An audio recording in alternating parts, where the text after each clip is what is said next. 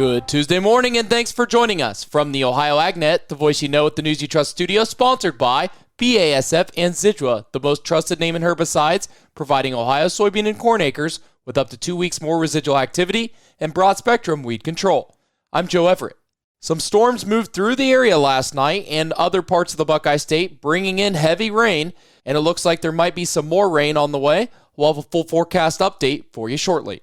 Some quick calendar reminders. The Ohio AgNet is feeding farmers this spring thanks to Ag Revolution and Paradise Energy Solutions. We will be at this week's Winning Farm for the midday broadcast tomorrow. If your farm would like lunch delivered to the field this planting season, visit ohioagnet.com/feedingfarmers to enter. Then the Ohio AgNet will be covering the FFA convention this week, brought to you by Wilmington College. Now let's check in with Brianna Smith for this week's Between the Rows. This week's Between the Rows update is brought to you by Seed Genetics Direct, the #1 fastest growing and largest Ohio-based independent seed company. Planting season is a tale of two different stories depending on which corner of the state you farm in. Let's check in with Matt Hartong of Summit County. We are very wet. I wish somebody would turn the rain off here for a little bit at least, because we've gotten a ton of rain and it's made things challenging here. We do a fair bit of tillage, dealing with manure and other things that we've spread throughout the winter. We have had times to kind of dance between the raindrops and get a little bit of ground worked. Now let's hear from Melissa Clark of Miami County. We actually wrapped up planting season yesterday. This was a super early start for us. We had a really nice stretch of weather the second week of April. Kind of got the itch, so they wanted to go out and plant the first field around the farm. It went really well. They worked out the issues with the planter and it just kept going from there. The weather stayed really nice, dry. We probably have only gotten 0.3 inches of rain in the last 2 weeks, so just allowed us to keep going. Now we're basically at the point where we've got to spray a little bit of corn, check fields, check for emergence and population counts, and then just pray for rain. Reporting for Ohio's Country Journal and Ohio AgNet, I'm Brianna Smith. Hey, thanks, Brianna, for that update. Well, some farmers in the Buckeye State have been making some great planting progress this season.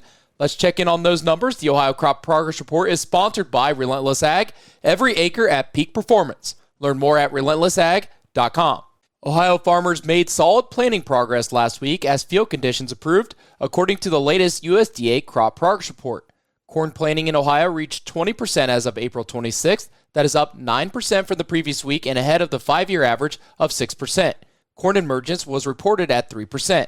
As we look at soybeans, planting also moved ahead, with Ohio at 19% planted compared to 9% the week earlier and 7% on average. Soybean emergence was reported at 2%. Oats planting reached 38% in Ohio, up from 18% last week, but still behind the 5-year average of 54%. Winter wheat condition was rated at 66% good to excellent, with 54% good and 12% excellent. For more on those numbers, you can find that today at ohioagnet.com.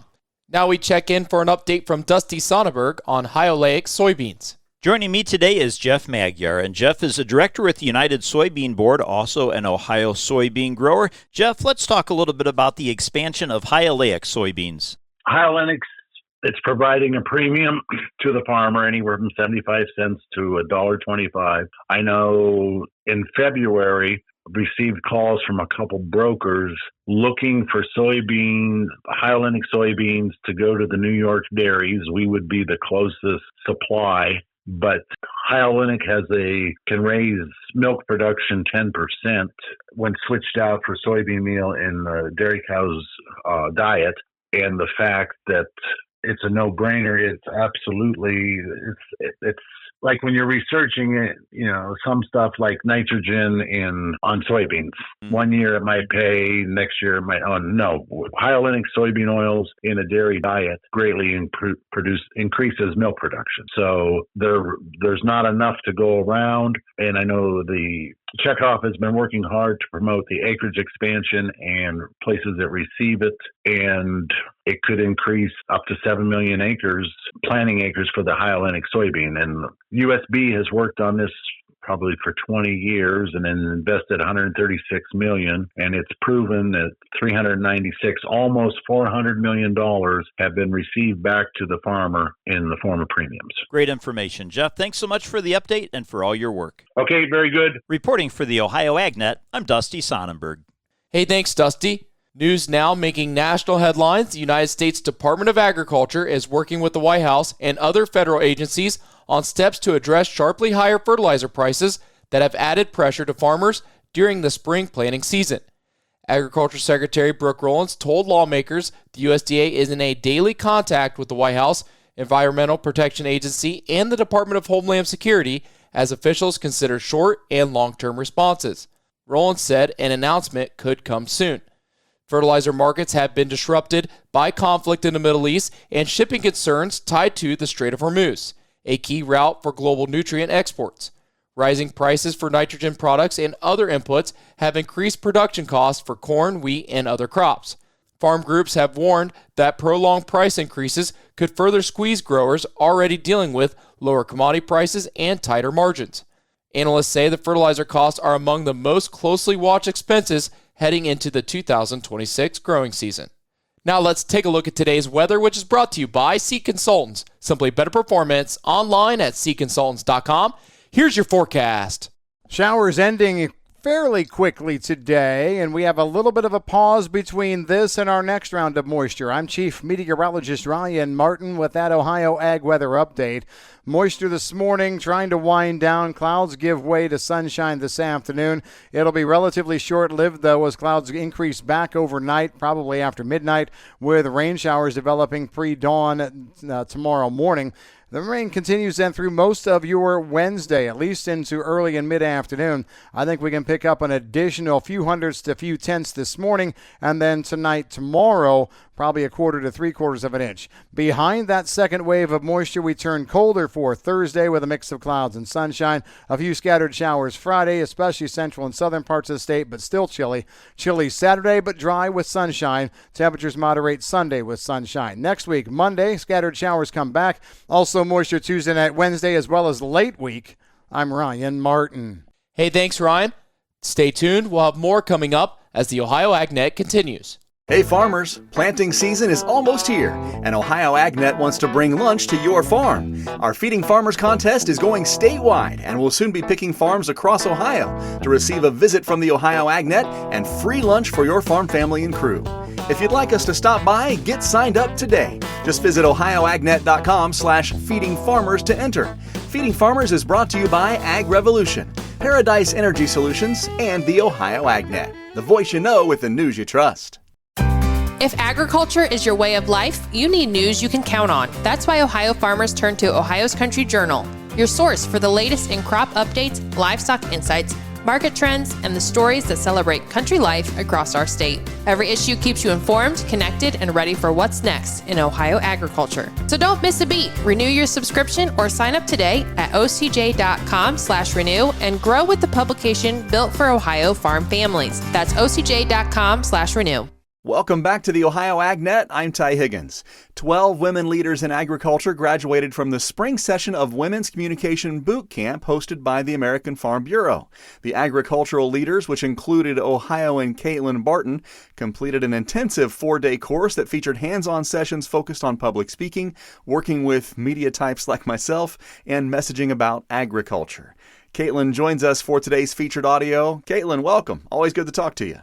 Nice to talk to you today too, Ty. So what motivated you to apply for this American Farm Bureau Women's Communications Boot Camp, and why did you feel this was the right time to get that involved? So right now I'm finishing up my degree in strategic communications with hopes to move forward with the university and or Farm Bureau, wherever that may go. In 2025, I decided it was going to be the year of growth for me. So that's when I decided to finish my degree. I had applied for the Excellence in Ag Award and also was a finalist in that. And then kind of on a whim, I was like, oh, this looks like something fun that could tie into my degree. So I applied and got chosen and went and learned lots of things. So take us into that time in Washington. Give us an inside scoop of what was most impactful as far as being a part of this boot camp and that experience for you. Definitely building the relationships and connections, working one-on-one with, their media people at American Farm Bureau, as well as just developing those connections with the other women in agriculture who come from all walks of life and have their own story to share was huge. And then also being able to sit down and have a real conversation with Zippy Duvall. He's always tugs at your heartstrings, and he's such an inspiring person. And then also having those one-on-one conversations with congressmen like Dave Taylor and Bob Latta, and just being able to share our experience from here in Southern Ohio. You mentioned that media training aspect, and you're doing a great job, so it must have worked. But talking to me, who is involved in agriculture, knows about agriculture, is different than talking about someone from let's say a TV station in Columbus, Cleveland, or Cincinnati. Was there a specific moment or exercise, maybe a piece of feedback you got during your time out in Washington at this boot camp that might have boosted your confidence as an agriculture advocate? I think after my presentation, which was the hardest, we had a panelist of 3 judges, and, just kind of being on the spot about a topic that, might not be the clearest in my opinion. They do that on purpose so that you are pressured. I would be an excellent candidate for those interview questions because I do know the answers and can deliver good answers and accurate information. Now you've completed the program. Congratulations. You are a graduate of Women's Communications Boot Camp through American Farm Bureau. How do you plan to use these new communication skills and talk about agriculture and tell that story back here at home? I definitely want to be more involved in the community, especially in Southern Ohio. We don't have a huge agriculture presence in the media and things like that in our county. So doing more community involvement, getting the word out, telling the story, and, just opening conversations to people that may or may not know what's going on in the agriculture world. Caitlin Barton, our guest, one of the graduates of the American Farm Bureau Women's Communication Boot Camp in Washington, D.C. Applications are open. If this sounds like something you want to get into, you can certainly do that next time around. They open June 22nd for the fall of 26 boot camp session. Caitlin, appreciate your time. It was great to follow you along there on social media with everything you were doing out in Washington, and look forward to visiting with you more and seeing you more as you visit with media and other types of people that want to learn more about agriculture. Thank you so much. Sounds good, Ty. Thank you. You can find our entire conversation and learn more about the American Farm Bureau Women's Communications Boot Camp online at ohioagnet.com. I'm Ty Higgins reporting. Hey, thanks, Ty. Stay tuned. We'll have your grain analysis in your overnight markets after this. The way farmers get their information is expanding, and now there's a new dimension of farm news for the Buckeye State. Ohio AgNet TV. Learn from other farmers, see products and practices in action, and stay connected to what is happening both locally and nationally. Plus, watch expanded video coverage throughout the growing season and beyond with regular updates from the field and stories that highlight the people, issues, and innovations driving Ohio agriculture. Don't miss a moment. Subscribe now on YouTube by searching Ohio AgNet TV, where Ohio agriculture comes to life. It's now time for today's market analysis, which is brought to you by the Louis Dreyfus Company, excited to bring the brand new soybean crush facility to Upper Sandusky, Ohio. Learn more about marketing your soybeans with LDC at 574-566-2113. Here's Ryan Martin. Grain markets finished higher on Monday as we get started on the week. Soybeans, oddly enough, led the charge, continuing to grow in their move upward through the entire day. It was kind of odd. We saw crude oil up through a good part of the day. Bean oil was up, and so a lot of this we thought was tied to bean oil, but it turns out there's a little bit of nefarious gene activity in the mix. Soy meal phytosanitary issues were at the forefront of the market yesterday. The EU rejected 2 to 3 cargoes of Argentine soy meal last week because they found trace amounts of the gene HB4 in several cargoes. HB4 is a gene from sunflowers that was inserted into soybeans about 13 years ago to provide drought tolerance. This first came out in Argentine media. The HB4 gene was approved as safe by the U.S. back in 2019, by China in 2022, but it has not been approved in the EU. I'm Ryan Martin. Hey, thanks, Ryan. It's now time to take a look at your markets, brought to you by Seed Consultants. Simply better performance online at seedconsultants.com. May corn up a half to 461 1/4. July corn 470 up 3/4. As we turn to soybeans, May 1177 down 1/4. July soybeans 1191 1/4 down 3/4. As we turn to livestock from yesterday's close, April live cattle $250.42, up $2.12. June live cattle $248.95, up $3.72. May lean hogs $94.37, up 7 cents. May feeder cattle $367.45, up $6.55. Thanks for joining us. You're listening to the Ohio AgNet.